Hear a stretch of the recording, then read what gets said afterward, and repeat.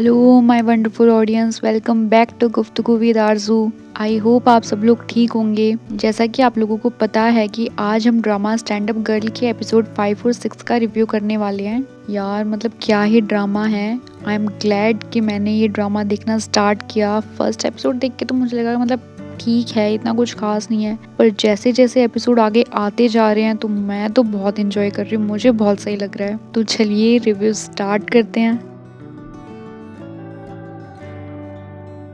सबसे पहले तो ज़ारा की एक्टिंग बहुत ही नेचुरल है। उसके डायलॉग से ज़्यादा तो अब तक उसके एक्सप्रेशन बोल रहे हैं। विदाउट एनी डायलॉग अपने एक्सप्रेशन से सब कुछ समझा देना ही एक अच्छे एक्टर की पहचान है। Undoubtedly she is very talented और बाकी सबकी एक्टिंग भी एक से बढ़कर एक है। किसी में भी कोई कमी नहीं है, चाहे वो सोहेल अहमद हो, साकिब हो और अदनान टीपू हो। ड्रामे में हमें दिखाया गया है कि जैसे आज की जनरेशन या फिर पेरेंट्स और फैमिली के साथ जो बच्चों की मिसअंडरस्टैंडिंग हो जाती है, दोनों अपनी अपनी जगह ठीक होते हैं, कोई गलत नहीं होता, पर एक दूसरे को समझ नहीं पाते, उसके बारे में बहुत स्ट्रांगली दिखाया हुआ है। जैसा कि ज़ारा को जब उसके नाना और मामा यूनिवर्सिटी छोड़ के आ रहे होते हैं तो वो बहुत एम्बेरस हो रही होती है, और जब वो कैफे में भी जाती है तो सबको बोलती है कि आप लोग बाहर ही रहो, अंदर आने की ज़रूरत नहीं है, आप लोग जाएं यहाँ से। पर फैमिली तो फैमिली होती है, वो लोग कहीं नहीं जाते, रात तक उसका वहीं पे ऑटो में वेट करते हैं। और वो देख के मुझे तो वो एकदम से अपने बचपन की याद आ जाती है। जब हम छोटे थे तो जब पापा की इधर उधर पोस्टिंग आती थी तब न्यू स्कूल चेंज करना होता था, और कुछ टाइम तो फिर पापा स्कूल छोड़ के आते थे। जब जगह से थोड़ा यूज्ड टू हो जाते थे तो मम्मी स्कूल बस में बैठा देते थे, और पापा बिना कुछ बताए चुपके से साइकिल से हमारे पीछे पीछे आते कि बच्चे स्कूल मतलब अच्छे से पहुंच गए हैं, उन्हें कोई दिक्कत तो नहीं हुई, रास्ता तो नहीं भूल गए, नई जगह है, कुछ पता नहीं है, सब कुछ अनजान है और बच्चों को बस कोई दिक्कत ना हो। तो उस टाइम तो हम बहुत छोटे होते थे तो ये सब चीज़ें फील नहीं होती थी, पर अब जब तब के बारे में सोचते हैं तो मतलब ऐसा ऐसा तो पता नहीं वो हमारे लिए कितना कुछ कर चुके हैं और हमारे पेरेंट्स हमारी कितनी केयर करते हैं, तो आज उस चीज़ की वैल्यू होती है। ये सब सिर्फ और सिर्फ आपके पेरेंट्स ही कर सकते हैं। आपसे अनकंडीशनल लव करते हैं वो, उन्हें आपसे सिर्फ और सिर्फ रिस्पेक्ट चाहिए, बाकी कुछ नहीं चाहिए। चलो चलो अब ड्रामे पे आते हैं। पर ज़ारा तो इस चीज़ से बहुत अपसेट है कि क्या ही है ये लोग, क्यों मुझे अकेला नहीं छोड़ देते, पूरे टाइम मेरे आगे पीछे घूमते रहते हैं। और वो घर जाके अपने नाना को इरिटेट होके बोल ही देती है कि इस घर में 2 पल सुकून की नहीं है क्या, कोई नॉक करके घर के रूम में नहीं आता, सब इतना खाना खाते इतना खाना कौन खाता है, पूरे दिन कचर पचर रहती है, मुझे थोड़ा सा स्पेस चाहिए, 2 पल सुकून के चाहिए, आई नीड प्राइवेसी। ये सब गुस्से में आके अपने नाना को बोल देती है।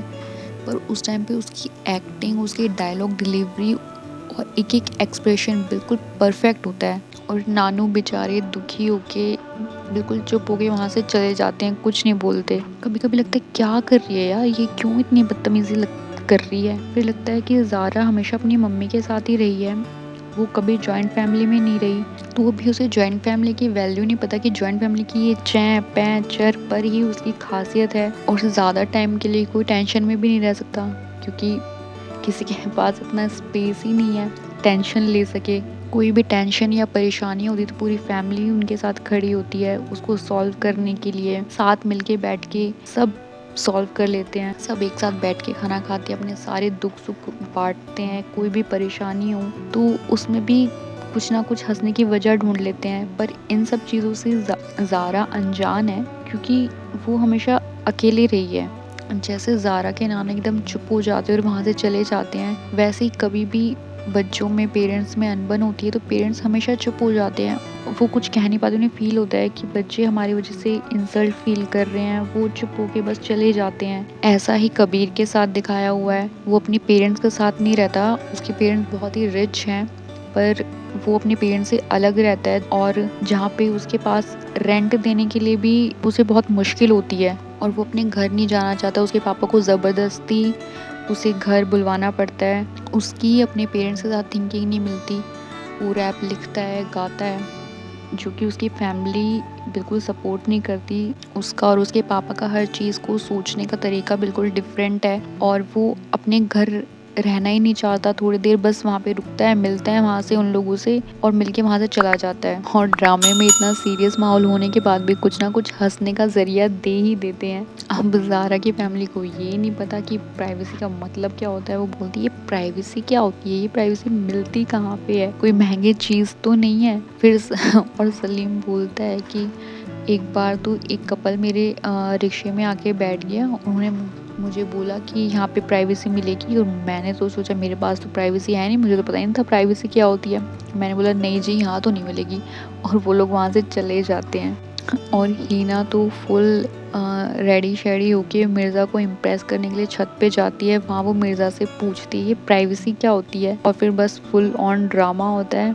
और जैसे तैसे करके उन्हें दानियाल के थ्रू गूगल से सर्च करके प्राइवेसी का मतलब पता लग ही जाता है। और फिर नाना जी डिसाइड करते हैं और सबको बोलते हैं कि आज के बाद हम ज़ारा को वो देंगे, वो जो गूगल ने बताया था प्राइवेसी देंगे।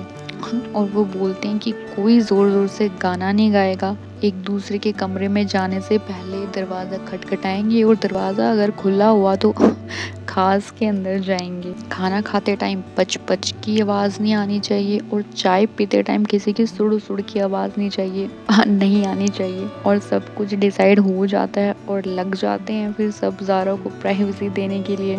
सब लोगों के लिए बहुत ज़्यादा मुश्किल होता है, पर सब अपना 100% देते हैं। और हाँ, मुझे ऐसा लगता है कहीं ज़ारा रहेला की बेटी तो नहीं है, क्योंकि जब भी वो ज़ारा के रूम में जाती है बहुत अलग फील करती है, उसे चुप चुप के देखती है। पता नहीं वो उसकी बेटी है या उसके बच्चे नहीं है तो वो उसके लिए ऐसा फील करती है। खैर जो भी हो, हमें आगे पता लग ही जाना है। और जैसा कि सब ज़ारा को प्राइवेसी देने की कोशिश कर रहे हैं इतनी मुश्किल होने के बाद भी, पर इन सब से ज़ारा और ज़्यादा इरिटेट हो जाती है, सबके ऊपर चिल्ला देती है और कहती है इस घर में नॉर्मल लोगों की तरह नहीं रह सकती क्या ये चिड़ियाघर बना रखा है, प्राइवेसी के नाम पे क्या ये उटपटांग हरकतें कर रहे हैं आप लोग। सबको बड़ा ही फील हो जाता है कि हम ज़ारा के लिए इतना कुछ कर रहे हैं पर वो खुशी नहीं हो रही, क्या ही चाहिए उसे ऐसा। और राजू फिर यही चीज़ खान साहब से पूछ लेता है कि ज़ारा हमसे खुश क्यों नहीं हो रही, हम इतनी कोशिश कर रहे हैं फिर भी।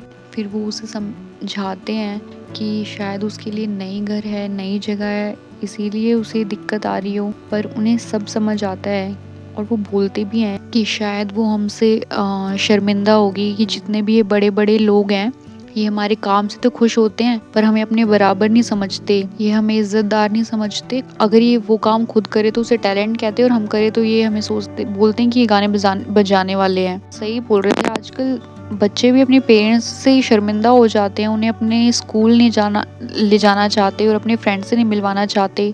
सोचते हैं कि इन्हें तो कुछ पता ही नहीं है, पर ऐसा नहीं है, उन्हें सब पता है, वो सब समझते हैं, वो हमारी उम्र से निकल चुके हैं। और हम अगर उन्हें प्यार से बात नहीं कर सकते तो कम से कम इतना तो करें कि उन्हें समझे, उनकी रिस्पेक्ट करें, कम से कम उनसे बदतमीजी तो ना ही करें, उन्हें कुछ भी बोल के उनका दिल ना दुखाएं। अगर हम कुछ अच्छा नहीं बोल सकते तो कम से कम कुछ ऐसा भी ना बोले जिनसे वो हर्ट हो। तो मुझे तो बहुत पसंद आ रहा है ड्रामा, आप लोगों को मैं ज़रूर सजेस्ट करूँगी कि आप लोग ज़रूर ये ड्रामा देखें और मेरे चैनल को भी सपोर्ट करें और मेरी वीडियोस को भी एंजॉय करें।